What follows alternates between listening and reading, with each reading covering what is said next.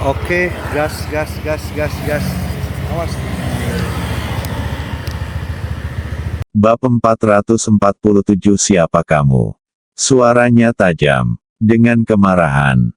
Dalam sekejap, semua orang di seluruh gedung pengajaran mendengarnya. Wow, banyak orang dari kantor datang. Melihat lengan Wei Kuanming berlumuran darah, Chen Ya memegang pisau buah tajam di tangannya. Banyak orang yang tampak ketakutan di wajah mereka. Chen Ya, kami tidak peduli jika kamu menyebalkan dan mendirikan lengkungan peringatan. Tetapi jika kamu merayu Direktur Wei seperti ini dan menyakiti orang lain jika mereka tidak setuju, kamu terlalu kejam, bukan?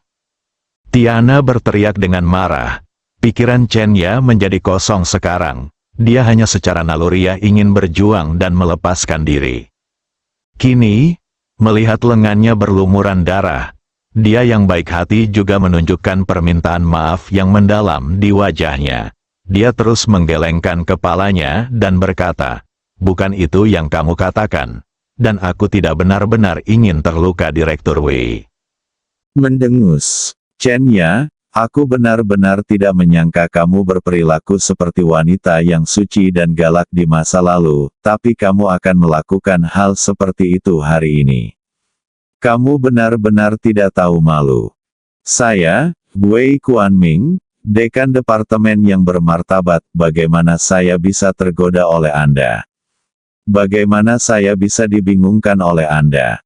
Semuanya, tolong menjauhlah dari Chen Ya mulai sekarang. Hati-hati dia menggodamu.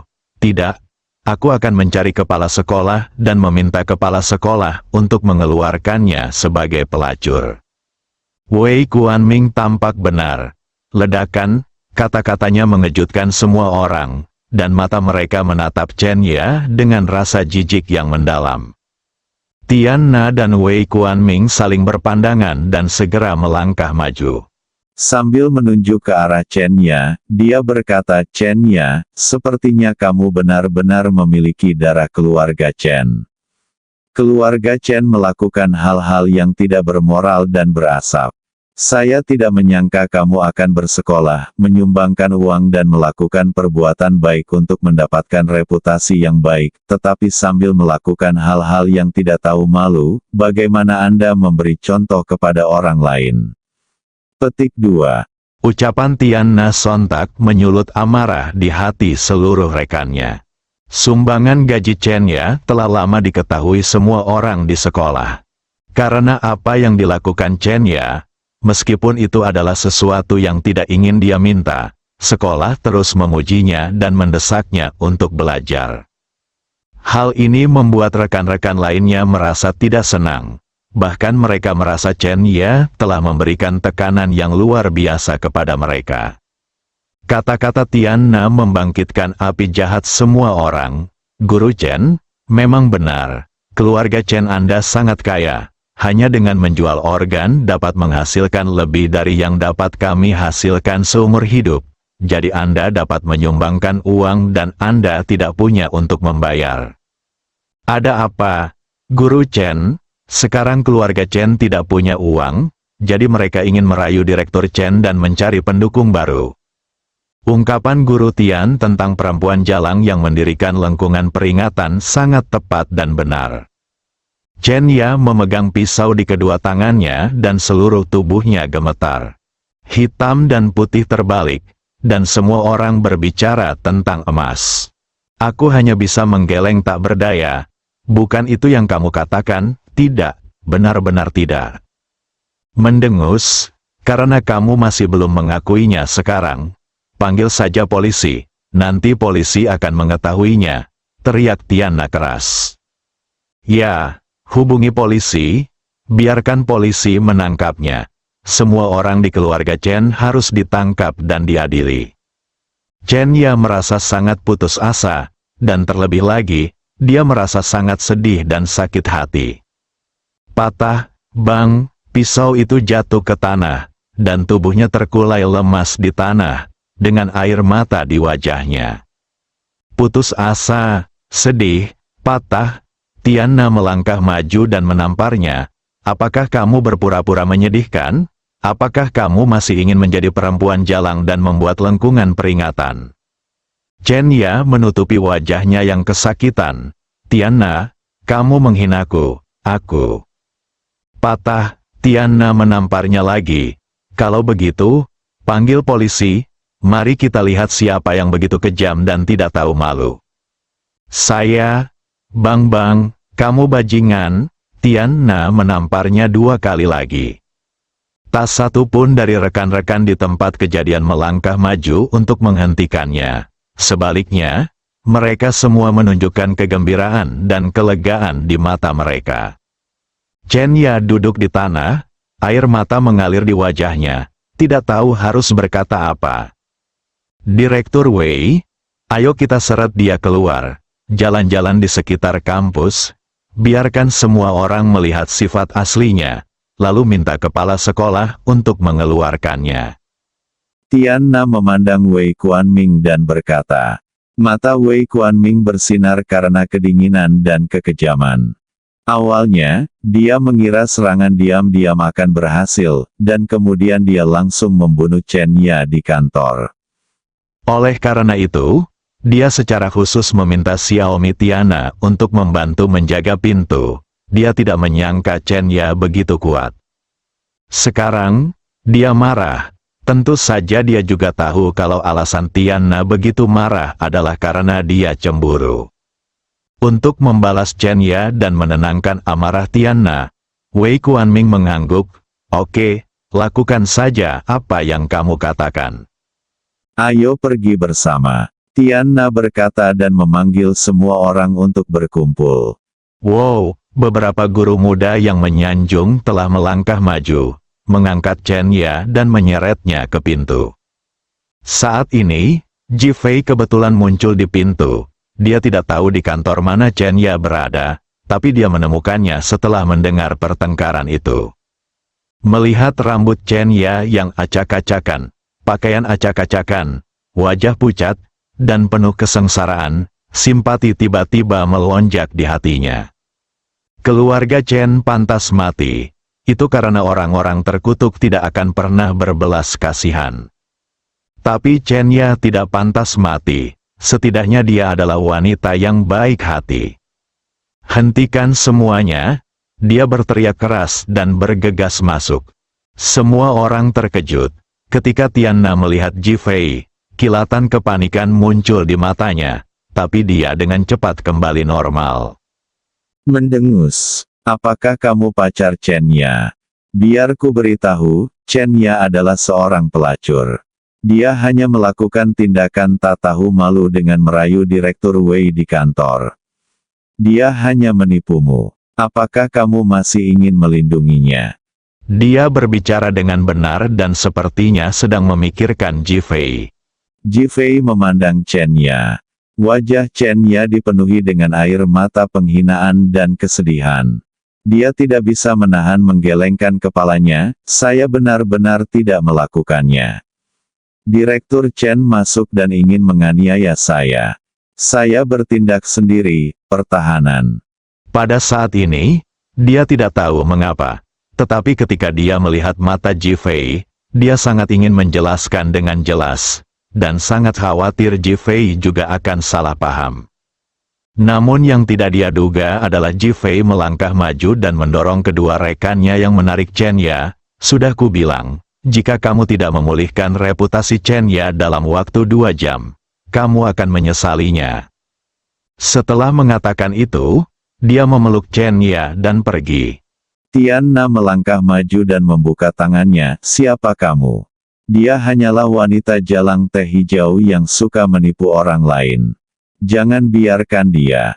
Gulungan, Ji Fei mengangkat kakinya dan menendang Tiana menjauh.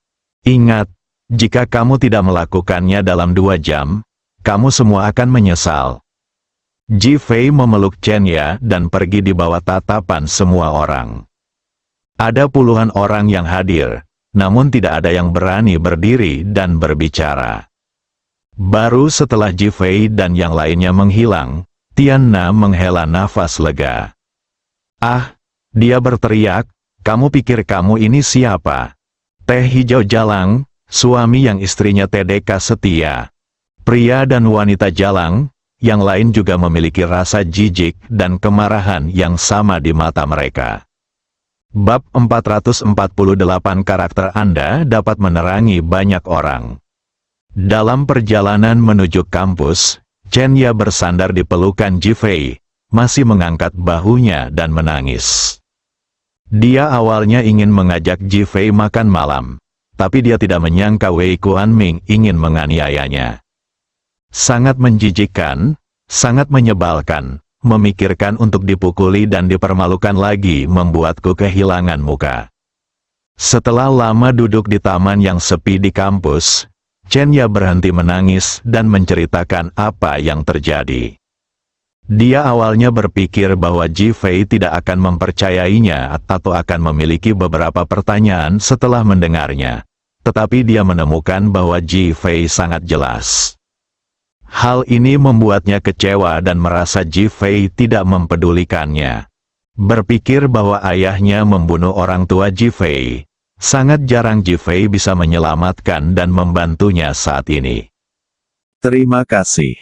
Aku ingin mentraktirmu makan malam, tapi sayangnya aku tidak bisa melakukannya hari ini. Ji-Fei tersenyum dan bertanya, "Kenapa tidak?" Chenya dipukuli hingga memerah, dan rasa malu melintas di wajahnya yang masih panas. "Saya akan pergi ke kepala sekolah untuk mengajukan pengunduran diri saya nanti." Puff, Ji-Fei langsung tertawa. Chenya tertegun dan menatap Ji-Fei, pipinya semakin merah. "Kamu tidak terlihat seperti keluarga Chen," Ji-Fei berkata dengan ringan. "Mengapa kamu mengatakan itu?" Ketika Chenya mendengar ini, dia tidak tahu apakah harus senang atau marah. Dia tidak pernah merasa menjadi anggota keluarga Chen dan pantas untuk bahagia. Bahkan dia merasa sangat terhina sekarang. "Kamu adalah satu-satunya orang di keluarga Chen yang berani menghadapi kesulitan, dan satu-satunya orang di keluarga Chen yang tidak takut mati." "Mengapa?" Chenya menghela nafas pelan, "Lebih baik mati." Wajahnya pucat dan matanya menunjukkan kekecewaan. Ji-Fei memahami pikiran Chenya dan menepuk pundaknya. "Tunggu aku akan pergi ke toko obat untuk membeli obat dan membantumu mengobati lukamu. Jangan ganggu aku akan pergi dan mengundurkan diri sebentar lagi. Dengarkan aku, jika mereka tidak datang untuk meminta maaf padamu dan memulihkan reputasi mereka dalam 2 jam, aku akan membuat mereka kehilangan pekerjaan." Ini, Chenya membuka mulutnya lebar-lebar dan tidak percaya. Patuh, Ji-Fei menepuk pundaknya lagi, berbalik dan berjalan keluar taman. Chenya menatap punggung Ji-Fei dengan sedikit kebingungan. Namun, memikirkan kata-kata kepatuhan Ji-Fei, dia sebenarnya merasa sangat nyaman dan bahkan lebih patuh. Setelah Ji-Fei keluar, dia langsung menelepon Qi Yuan dan meminta Qi Yuan mengiriminya salinan pengawasan. Dia tahu bahwa jika dia meninggalkan Chenya, Qi Yuan pasti akan mengkhawatirkan keluarga Chen dan akan mengawasinya. Benar saja. Ketika Ji-Fei melihat tingkah laku binatang Wei Kuanming, dia sangat marah. Menekan amarahnya, dia menelepon Yao Guangbiao dan memintanya mengatur seseorang untuk melemahkan Wei Kuanming dan membuat skandal. Meskipun dia tidak membiarkan Yao Guangbiao dan yang lainnya melakukan apapun sekarang, dia memperlakukan orang seperti manusia dan memperlakukan hantu seperti hantu. Ji-Fei selesai membuat pengaturan dan pergi ke apotek. Ditemani Tianna, Wei Kuanming keluar dari sekolah dan pergi ke rumah sakit untuk mengobati lukanya. Tianna meminta Wei Kuanming untuk dirawat di rumah sakit. Wei Kuanming menolak. Dia ingin kembali ke kepala sekolah dan mengeluarkan Chenya. Tianna sangat senang saat mendengar ini, dia takut Wei Kuan akan merindukan Chenya setiap hari. Dibandingkan dengan Chenya, meskipun dia juga terlihat sangat cantik, Chenya itu natural dan dia berbadan tegap, jadi ada kesenjangan yang besar. Temperamen Chenya jauh lebih rendah dari dia, Sekarang dia melihat Wei Kuanming ingin membunuh Chen Ya. Dia merasa sangat nyaman. Direktur Wei, ini sudah siang. Apakah Anda ingin pergi ke tempat saya dan beristirahat sebentar? Wei Kuanming merasakan sakit di lengannya, dan dia sangat marah. Terutama ketika dia mencoba meredakan api tetapi gagal, dia menjadi marah dan semakin marah. Mendengar perkataan Tianna, dia langsung merasa senang. Berjalan. Tianna sangat senang dengan dirinya sendiri sehingga dia mengedipkan mata pada Wei Kuanming. Keduanya berjalan menuju gedung keluarga Tianna dengan senyuman penuh perzinahan di mata mereka. Mereka dengan cepat memasuki unit Tianna. Mereka masuk, dan sosok Tetsuo mengikuti mereka masuk. Rumah Tianna berada di lantai paling atas, dan bangunan yang ia tinggali merupakan bangunan terakhir di komunitas tersebut. Terdapat sebuah gunung di belakang bangunan tersebut, sehingga merupakan tempat yang paling terpencil dan sepi. Tiexiong naik ke lantai paling atas, langsung menuju ke atas gedung, memanjat pohon di sepanjang cabang-cabang yang menjulur dari pepohonan di gunung, dan melihat ke dalam rumah dengan jelas melalui jendela. Keduanya berpelukan begitu memasuki ruangan, lalu mulai berciuman dengan penuh gairah, dan kemudian mereka tidak sabar menunggu. Tetsuo segera mengeluarkan kameranya, mengarahkannya ke dalam rumah dan mulai merekam seluruh prosesnya. Dalam waktu kurang dari 10 menit, Wei Kuanming menyerah. Kedua pria itu membersihkan medan perang, dan Tiexiong pergi dengan tenang dan mengirimkan videonya ke Jifei. Saat ini, Jifei baru saja selesai merawat wajah bengkak Chen Ya yang dipukul oleh Tianna, dan sedang menunggu pemulihan. Pipi Chen Ya awalnya merah dan bengkak. Saat Jifei baru saja mengoleskan obat padanya, dia mengoleskan obat dengan telapak tangannya dan bahkan membantu mengoleskannya ke pipinya. Gerakannya sangat lembut. Bahkan dia bisa merasakan obat seolah langsung masuk ke pori-porinya dengan usapan lembut tangannya. Rasanya sangat dingin dan bengkaknya hilang dengan cepat. Kini wajahnya masih terasa seperti tangan Jifei yang menggosoknya dengan lembut, sehingga semakin memerah. Jantungku berdebar kencang, dan semuanya berantakan. Pikiranku menjadi kosong dan aku tidak tahu harus berpikir apa. Jifei menerima video Tiexiong, mengkliknya dan menontonnya lagi, dengan senyuman jahat di bibirnya. Ketika Chen Ya melihat senyum Jifei, rasa malu muncul di wajahnya. "Kamu, ada apa denganmu? Direktur Wei milikmu sepertinya pejantan," Jifei berkata sambil tersenyum. Chen Ya memikirkan kelakuan Wei Kuanming hari ini, lalu memikirkan rumor bahwa banyak guru wanita yang berselingkuh dengannya. Apalagi jika ingin maju atau dipromosikan, mereka harus berselingkuh. Pipinya memerah. "Aku kurang begitu paham. Tapi konon kurang bagus." Itu bukan rumor, ini fakta. Setelah Jifei selesai berbicara, dia menyerahkan telepon kepada Chen Ya. Chen Ya mengambil telepon, langsung membukanya, dan kemudian Wajah memerah. Namun, mengingat proses yang baru saja dilihat Jifei begitu alami, jika dia tidak menonton atau bersikap gugup, sepertinya pikirannya menjadi rumit. Saya hanya bisa gigit jari dan terus membaca. Tetapi, pada akhirnya, saya tidak tahan meskipun saya sudah setengah jalan. Pasalnya, adegan antara dua orang tersebut begitu seru. Wei Kuanming sangat vulgar, Tianna sangat jahat. Chen Ya mengembalikan telepon ke Jifei, merasakan jantungnya berdetak sangat cepat sehingga dia khawatir telepon itu akan keluar dari mulutnya suatu saat. "Apakah kamu masih ingin mengundurkan diri?" Jifei memandang Chen Ya dan bertanya. Chen Ya mengangguk, "Saya masih ingin mengundurkan diri." Jifei, saya sedikit terdiam. Tujuan dia melakukan ini adalah untuk mencegahnya mengundurkan diri. Bagaimanapun, dia ingin hidup. Bukan. Aku tidak menyangka wanita ini masih keras kepala. Chen Ya menghela nafas. Saya mengerti apa yang Anda pikirkan. Tetapi bagaimana menurut Anda, jika saya menemui kepala sekolah dengan video ini? Bahkan jika Wei Kuanming diusir, bagaimana jika dia masih mengatakan bahwa saya merayunya? Apa yang terjadi hari ini? Saya melompat ke Sungai Kuning. Saya bahkan tidak bisa membersihkannya. Meskipun ada rasa malu dan benci pada Wei Kuanming di wajahnya, dia juga tidak berdaya. Ji Fei memandang Chen Ya. Sebenarnya, kamu harus menjadi seorang guru.